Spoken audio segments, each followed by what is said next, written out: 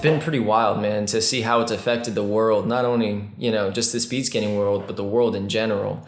To be honest with you, my day-to-day hasn't changed that much because I stay pretty motivated. Again, from a day-to-day basis, I'm still focusing on technique, training, things like that, because I know that the coronavirus has an end to it. This isn't for forever. Well, let's hope so. Yeah, right. Jeez.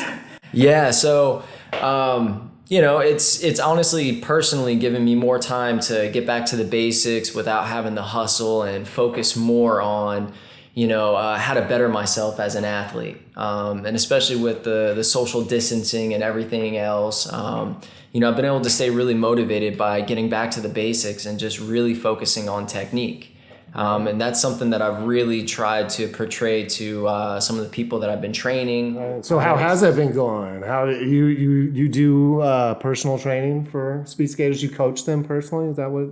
Yeah, so I do private lessons, one-on-ones. And yeah, we go through all the basics. My main focus is on technique and how that applies to their racing and racing strategy and things like that. Well, how has that coronavirus affected the way you meet up with, your clients or your inline speed skating, your pupils? How has the coronavirus, has that impacted? I mean, are you guys still meeting? Are you doing it over the internet? Are you doing it on the phone? How exactly are you training them? Are you over the phone? No, I'm just joking. But no. Conversation. Yeah, right. So, are you still meeting in person? Yes, honestly, it has not impacted what I do for training other people in the lessons at all. Okay, so you guys still train in person? Oh, 100%. So we still meet up in person, and we're very lucky in Florida to where we have a ton of trails that have actually stayed open. Right. So, and again, that's why I say it hasn't affected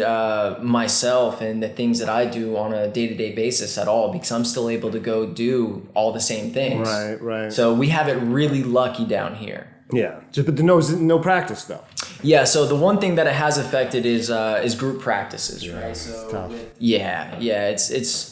It's really tough on the kids that rely on those training sessions with the team. Right.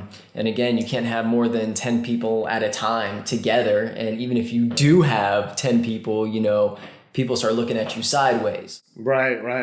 Yeah, now they're calling the cops and stuff on people, right? They're calling police if you don't have the right social distancing. We wouldn't want to see a whole speed team end up in the slammer. That'd be hilarious. Shot right 15 people in spandex. That would be a sight to be seen. I could see that, but more promo maybe. Yeah, more promo. It'd be on the news for sure. Yeah. So you're able to still continue to train one-on-one. What are those skaters saying? How are they saying that it impacts? Has anybody relayed to you the impact of the coronavirus and the social distancing?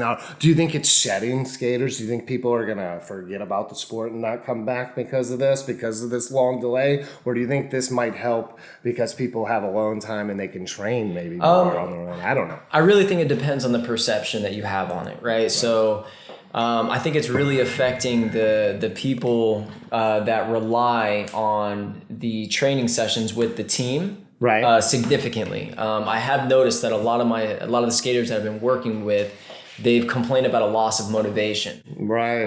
And not only because they don't have the team to skate with, but on top of that, you also have all these competitions that are getting canceled, rescheduled. We have no idea where it's going for the rest of the season. We might have an indoor nationals, outdoor nationals. We might not. So who's going to tell? Is that USAR's job to keep people informed, to let the skaters know this is what our plan is for, is there any of that? Is there any news coming out of anywhere to keep us informed of where the sport will be, when we're going to come back, when the next meet is, or is it just we're just going to in the air like everybody else? It's kind of tough right now because we're all based on what the government's going to do and when they're releasing things. So as of now, up until April 30th, we have nothing scheduled. what's going to happen after that, I think a lot of people are afraid to really schedule anything solid because we don't know if April 30th is going to be the end of the social distancing and everything else. Yeah, who knows? Yeah, but realistically, it should be the job of the governing the governing body of the sport, rather, to trickle out that information. Yeah. I mean, I've seen a few posts. Yes. But yeah, I haven't seen too many. And I guess, like I said, it's up in the air for them as well because we're based on the government. I just wonder about the impact of no nationals and outdoor nationals this year. See, and that's a lot of the issues that people are having where they're saying they're losing motivation. Because I know for myself, especially when I was training really hard, when you don't have a meet to train for, you start losing focus on what you're training for. So if the whole season is up in the air, it's natural that the motivation isn't going to be there to put on that day-to-day grind. Yeah. It's so done chips time. Everybody's behind, sitting on the couch, getting nice and fluffy, filled up filled up with all the good stuff, watching Netflix Tiger King or something along those lines. But I could see that as a problem. So you're still obviously training for something. Yeah. So again, I know that the coronavirus isn't going to be for everything, and let's say most of the season does get canceled. For me, it's always about longevity. And that's why I like focusing on technique, because your technique is never perfect. And the better mine is, but okay. Yeah. Well, we're all aspiring to try to be like you, so we got a long ways to catch up. You guys will get there. I'm sorry about that. Time will tell. Yeah. There's not enough time left, but go ahead. Well, there might be now. Yeah. Hey. No, but yeah, so that's why I always try to emphasize to everybody that if you focus on your technique, for one, you have something on a day-to-day basis to focus on. Right. And again, the better your technique gets, the faster you will get. A lot of people have misconception to where they'll say, oh, the more I go to the gym and work out, I'm going to get faster. You will to a degree, but you will hit a plateau until you start perfecting your technique. Otherwise, football players would be able to come onto the scene and all of a sudden just dominate everybody because they can squat 600 pounds. Right. It doesn't translate. No, I know. So, yeah. I know all about that, so I get you there. Yeah, it makes sense. So, as far as the coronavirus and meets and clients, have you seen a loss? Have you seen a loss of interest from your personal clients that you think it would reflect throughout the entire sport, or? As far as my personal clients, honestly, it's given me more time with them since they don't. This is kind of the positive thing towards it, the silver lining with it. Right. A lot of good and bad. A lot of people are working from home. Right. The kids are home from school. Sure. Granted, they have the homeschooling situation, but that's always been the best situation for speed skaters because then you can put in those multiple trainings per day. Right. So now you actually have the time to train multiple times a day, whereas you didn't before. So if anything, this is the best opportunity to put in the work. Because let's say all of a sudden outdoor nationals to make national team, world team, does get put on, the people that have been slacking off because they've lost motivation are going to be behind the gun, whereas everybody else, they said, oh, now I have extra time to train, which that's what I've noticed with most of my clients. It has opened up more time slots for the kids that go to school, so we're not restricted to a 3-hour window. Now I can train with them 3, 4, 5 days a week, whereas before it was once a week. And that's the truth. Well, that's the truth, man. There is a silver lining, the kids, they're going to have a little more time, a little more free time to get the skates laced up and get out there, even if it is on their own and it is, social distancing. I've seen it with Acne, for Skates for Victory. He's out there hitting the road by himself, dad trolling behind him in the car. And, there's ways to definitely take advantage of this time to improve your ability. Nobody in the veteran men, I hope, but there's things you can do at this time to take it up another level. So this is actually a perfect opportunity for a kid that doesn't have a responsibility. Obviously, there's definitely hardships with the financially. I mean, this sport, you got to pay to be in any sport. So with this downtime, what is the impact going to be on the future of the sport when things do get back to normal? Will there be a break, a loss of skaters because the financial strain that's put on these families during this period? Can we honestly think that they're going to jump right back in the minute it happens and be able to go to that meet? Because what if, how many people don't have a job right now or stuff like that? So I just wonder about the impact that it'll be on the reverse side of when it does get started up, then everybody's happy, but then everybody's going to be financially strapped. I mean, 90% of people being laid off, stuff like that. I don't really know the numbers, obviously, but it's definitely going to have an impact. So we're going to try to do everything we can to bolster that. But, that's a real situation. It is, but at the same time, it doesn't matter what sport you're doing. It doesn't matter what you're doing in life. You're going to have that economical struggle, and hopefully most of the people have been having an opportunity to have a work from home type situation, right, or whatever the situation may be, and hopefully they're finding a way to supplement their income, whatever it may be.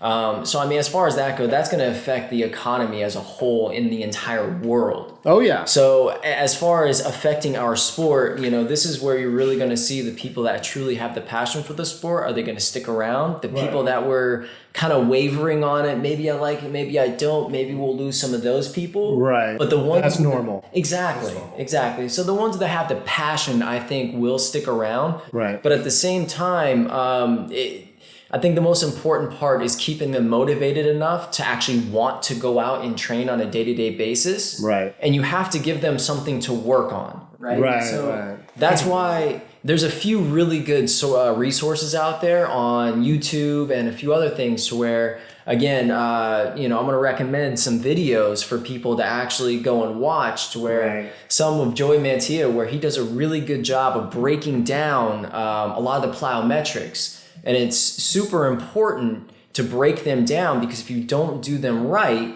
then you're only attributing to bad habits, and you're going to keep recreating those bad habits. Right. So that's one thing you can do to constantly improve on yourself. And if you watch these videos and you take that information and really try to utilize it and get in front of a mirror, have something to self-check, right? Right. We all think we're doing the right thing in our head. That's why coaches are always yelling at us, get your butt lower. And we always yell back, we are low. And then you see a video and your butt is above your head, right? Oh my God.